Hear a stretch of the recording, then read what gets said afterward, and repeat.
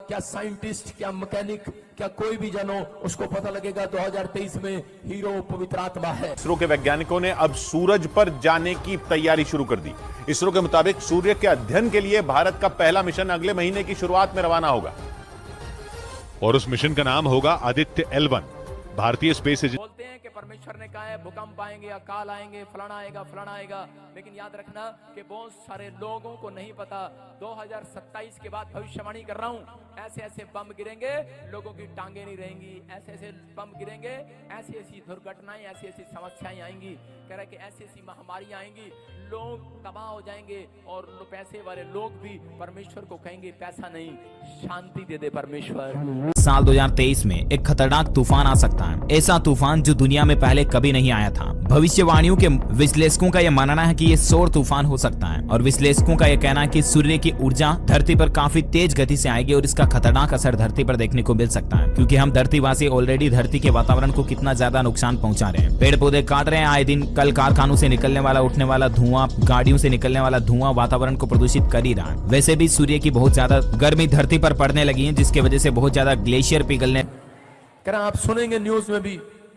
India में भी सुनेंगे, कह रहे कुछ जगह पर ऐसा हो सकता है, फॉरेन में भी ऐसा हो सकता है कि ऊपर से आग गिरेंगी और आग अचानक फैक्ट्रियां जल जाएंगी। के मुताबिक साल 2023 में एक बड़ी खगोलीय घटना घटेगी और पृथ्वी की कक्षा में परिवर्तन होगा। इससे वातावरण, पर्यावरण, जलवायु में बड़ा परिवर्तन देखने को मिलेगा और इसका धरती पर भी गंभीर परिणाम होगा। नासा के वैज्ञानिकों ने भी हाल ही में ऐसी चेतावनी दी थी कि कुछ एस्ट्रॉयड और कुछ बड़े ग्रह धरती की कक्षा से टकरा सकते हैं, तो इन खतरों को संभावित रूप से इससे जोड़कर देखा जा रहा है। जगह पर ऐसा हो सकता है, फॉरेन में भी ऐसा हो सकता है कि ऊपर से आग गिरेंगी और आग अचानक फैक्ट्रियां जल जाएंगी। उन्होंने ये कहा कि दूसरे ग्रह से आने वाली कोई ताकतों का धरती पर हमला होगा, यानी कि ये भी हो सकता है कि दूसरे ग्रह से कोई रेडिएशन धरती को प्रभावित कर सकता है, या दूसरे ग्रह के कोई नॉन लिविंग पार्टिकल्स, यानी समझ रहे हो ना, अजैविक पदार्थों की वजह से धरती के वातावरण को नुकसान पहुंच सकता है। तो इसमें अपन मैं कह रहा हूँ नीचे से कीटाणु जितने नीचे धरती पर हैं, इतनी गर्मी पड़ेगी रिकॉर्ड तोड़ 2023 में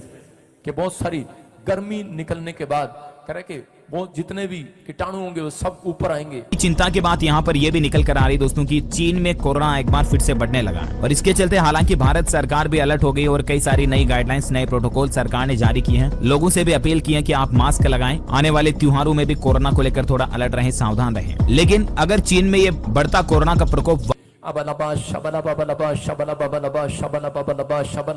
मैं फिर देख रहा हूँ कि वायरस फैल रहे हैं अलग अलग तरीके से। जंगल में 30 दिन तक कोई आग नहीं बुझा पाएगा, आग लगेगी, कुछ जानवर निकलकर शहरों में घुसेंगे, आप सुनेंगे अलग अलग तरीके के सांप, बिच्छू, शेर, चीते, हाथी, आप ऐसे सुनेंगे जानवर बड़े बड़े न्यूज़ों में सुनेंगे कि वो लोगों के गांवों में घुस जाएंगे, तोड़ फोड़ करेंगे, मारे जाएंगे, बहुत सारी प्रॉब्लम्स। क्यों? मैं कह रहा हूं नीचे से कीटाणु जितने नीचे धरती पर हैं, इतनी गर्मी पड़ेगी रिकॉर्ड तोड़ 2023 में कि बहुत सारी गर्मी निकलने के बाद कह रहे कि वो जितने भी कीटाणु होंगे वो सब ऊपर आएंगे और तहस नहस करेंगे। बहुत सारे मैं देख रहा हूं कि फॉरेन में भी, इंडिया में भी कि किसान लोग परेशान होंगे, सड़कों पर निकल आएंगे, क्योंकि बहुत सारे लोग अपनी जमीनों को बेचना स्टार्ट कर देंगे। बहुत सारे लोग कहेंगे कि ये जमीन अच्छा नहीं है, हमें फायदा नहीं हो रहा। लेकिन जो लोग इस समय विश्वास कर रहे हैं इन प्रार्थनाओं पर, परमेश्वर कह रहा है कि मैं तुम्हारा फेवर करूंगा यीशु मसीह के नाम में। जो लोग पवित्र आत्मा से प्रेयर करेंगे, मैं उन लोगों के लिए बोल रहा हूं, अब पवित्र आत्मा कहता है मैं उन्हें जीरो से हीरो बनाऊंगा यीशु मसीह के नाम में। लेकिन याद रखना, कह रहा है कि 2023 में जब आप ऐसी आफत को सुनेंगे, आप कहते हैं कि ये हर बार हो जाता है, लेकिन नहीं, पवित्र आत्मा ने मुझे कहा ऐसा नहीं होगा। कि आज हम ईश्वर को जानते कब है?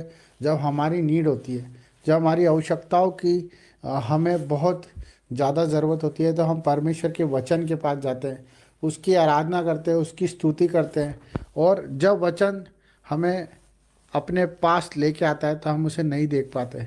इसी तरह वचन देखो, आप कहीं संकेत आपको इस तरह के मिलेंगे, कहीं तूफान आ रहा है, कहीं बाढ़ आ रही है, कहीं जलजला आ रहा है, कहीं भूकंप आ रहे हैं। आप इस चीज़ को अनदेखा ना करें, आप इस चीज़ को अनदेखा ना करें। ये एक ऐसा विषय है जो हमें अवेयरनेस की तरफ लेके आता है, वो हमारे परिवार के लिए, क्योंकि प्रभु ने अपने इकलौते पुत्र से प्रेम किया, उसी प्रकार हम भी हमारे पुत्र और पुत्री और हमारे माँ बाप से प्रेम करते हैं। क्यों करते हैं? क्योंकि वो रीति उसने सिखाई है और हम उसके लिए कुछ भी करने को तैयार हो जाते हैं। उसी प्रकार परमेश्वर भी अपने एक पुत्र के वादे के लिए सब कुछ कर सकता है। आप जान के अनजान ना बने, आप अनदेखा करते हैं मेरे भाई बहनों। कोई आपसे मांगता है तो आप नहीं देते हो, कोई आपको पुकारता है तो आप नहीं जाते हो। आप क्यों ऐसा जीवन जी रहे हो?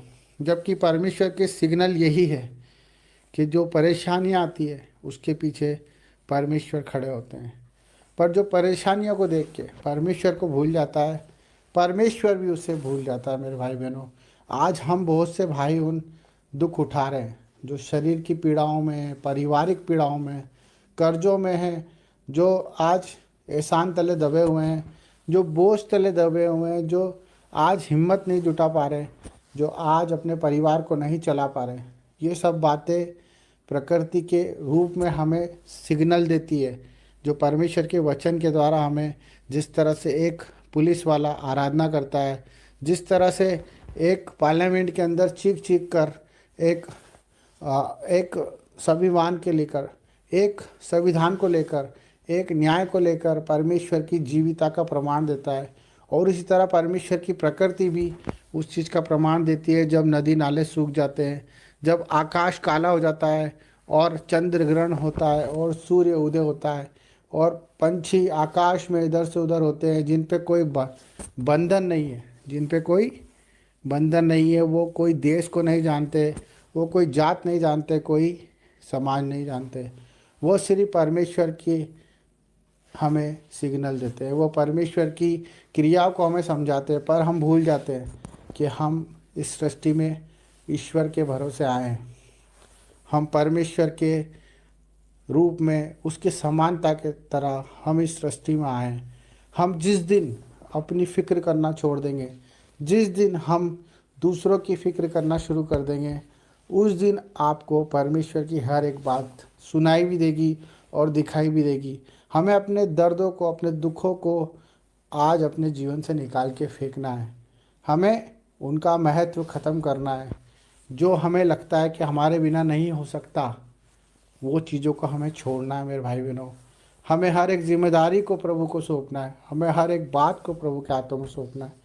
चाहे वो कितनी भी बड़ी बीमारी क्यों ना हो, हमें परमेश्वर के हाथ में ही सौंपना है। चाहे वो कितना ही बड़ा संघर्ष क्यों ना हो, क्योंकि जब आयुब को आप देखते हो बाइबल में कि वो परमेश्वर को कहता था कि अगर परमेश्वर चाहे तो मुझे मार भी दे तो मैं उस पर भरोसा करना नहीं छोड़ूंगा।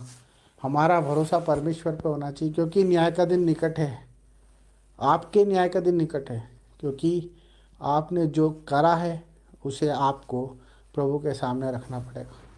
इसलिए मन फिराओ, पश्चाताप करो, प्रभु के करीब आओ, दुआएं करो, प्रार्थना करो। इसी से बचोगे, हर एक परेशानी से, हर एक तकलीफ से, कर्जों से, बीमारियों से। जब आप मन फिराओगे और अपनी गंदी आत्मा को छोड़कर परमेश्वर की पवित्र आत्मा को स्वीकार कर लोगे, यही सच्चा परमेश्वर हमसे चाहता है कि आप आपकी फ़िक्र छोड़ दें और परमेश्वर की प्रार्थना दुआ में लग जाएं।